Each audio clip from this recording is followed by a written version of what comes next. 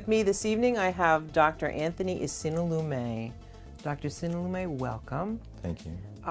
I'd like to start out with a discussion on the new bill, House Bill 21. You brought it to our attention a couple of months ago.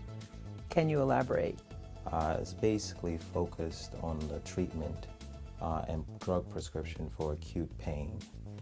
Of course, exempt in that are chronic pain by default, patients that have cancer, palliative care, that on palliative care for cancer or palliative care for something else, patients with significant trauma with a pain score of greater than 9. And the main focus is that for patients that fall under the acute pain definition, primary care physicians will not, or anyone really, but primarily focused on primary care physicians won't be prescribing for more than 3 days at a time a Schedule II substance for pain control.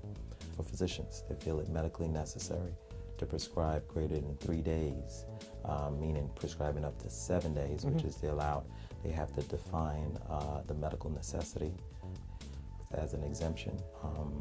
The bill really is good in that, in ways, some people may argue otherwise, but in terms of making sure monitoring is occurring, making sure a PDMP, which is the patient drug monitoring program, is being used.